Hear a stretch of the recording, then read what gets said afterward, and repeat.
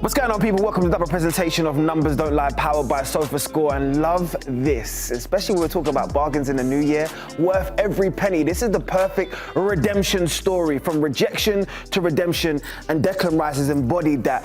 The £100 million man that's making it look like a bargain. Nico Cantor, this guy right here is looking like a world beater, but is he worth every penny? I mean, he's so good, and he has so many qualities that make Arsenal better, that he's improved on. This is the game at Bournemouth. I mean, the 2 goals, right, first and foremost. But he also gives you stuff off the ball, and the tackles and the clearances. Look at his Sofascore rating. Passes in the opposition's half. He plays in his own half, he'll recover the ball, and then he'll either hit the game-winning pass, he'll hit a key pass, or he'll score the goal himself. He is simply an extraordinary midfielder. I know we talk about young footballers all the time, taking note of this show, and this is meant to be a show for the nerds, but I really want them to just take a step back for a second and look at the notable £100 million players that have gone for big money across the world of football, and how many of them actually excelled when you compare them to their Sofascore rating. Of course, Alexander Isak was the tension, and rightfully so, of what he did at Newcastle, and now gets an opportunity to do it at Liverpool. Jude Bellingham wearing the all-white of Real Madrid, Florian Wirtz for his excellence, Enzo Fernandez, Jack Grealish, Declan Rice, and Moises Caicedo. I love the fact that all of these people managed to make one graphic and they squeezed them all in.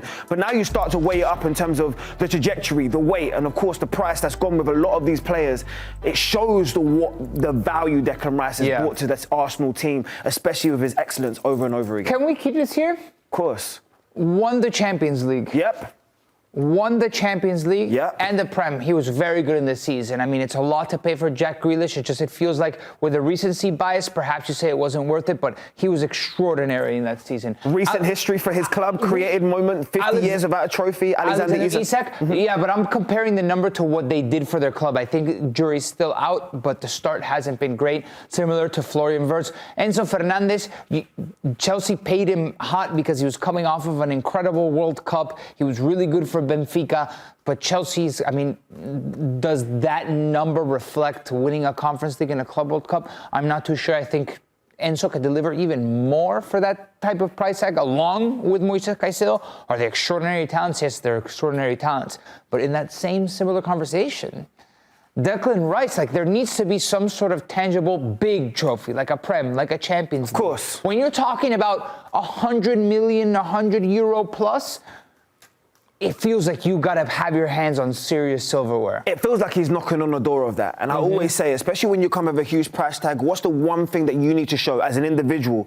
Progression. Not just in terms of, I'm here and this is what I've done at my previous club, what you're going to do going forward. And I think the progression that Declan Rice has embodied since he's put on an Arsenal shirt has really taken his game to another level. The final penalty third entries, those speak for themselves in terms of what he's doing now in the final third. But I think it's a tactical approach. When you look at the way that he's adapted his game, let's be honest, this is someone that started in the academy as a centre-half and then moved into the 6th position and now is looking like one of the best 8s in world football. That really shows you in terms of the layers that he's adding to his game.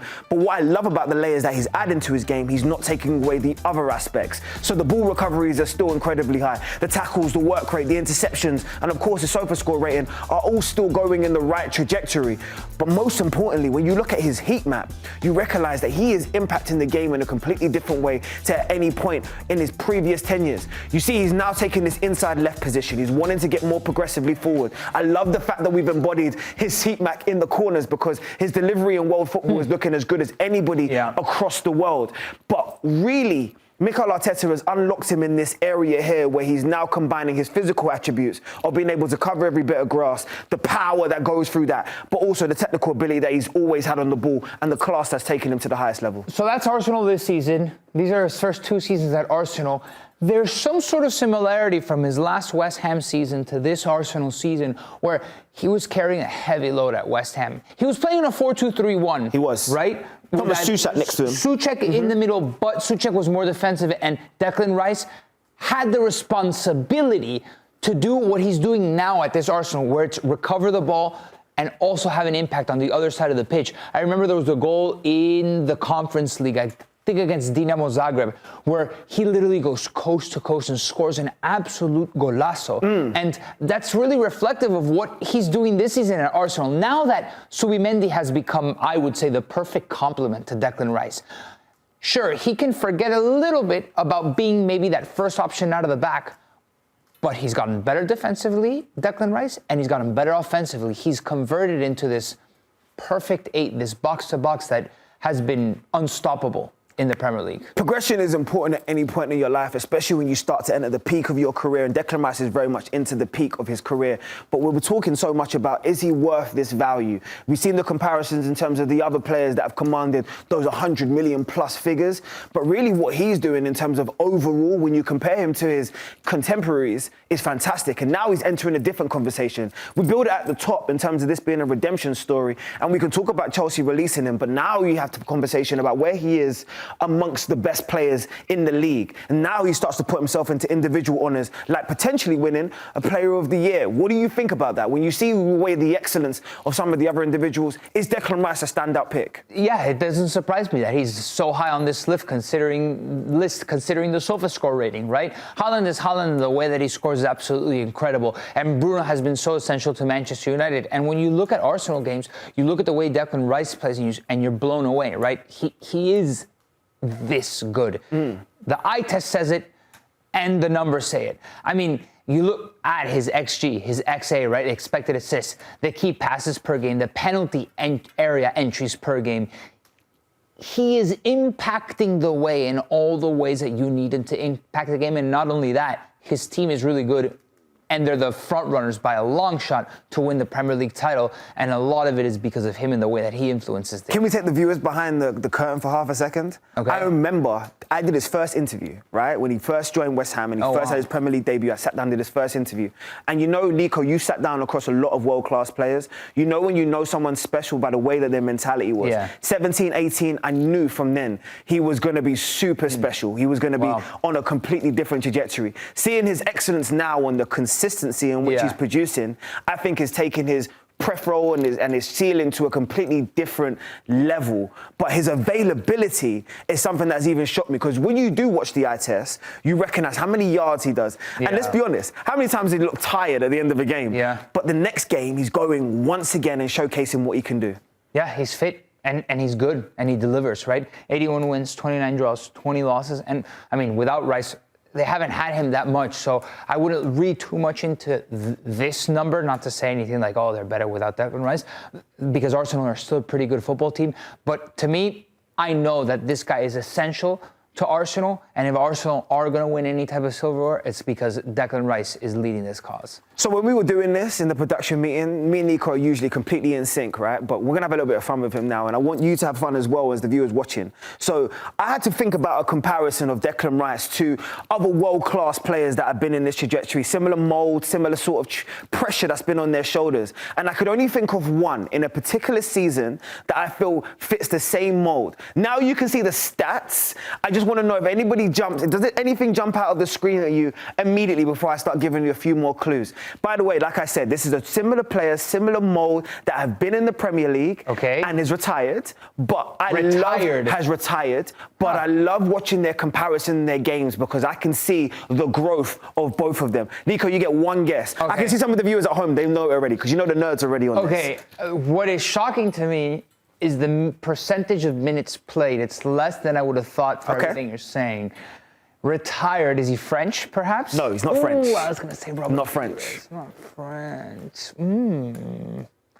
I was very convinced he was French. I knew Nico was going to struggle with this one. This is good. No, didn't play for Arsenal. But I'll give you one final clue. Direct rival. When you think about Arsenal's prime, this guy would have been a direct rival with them throughout a lot of it.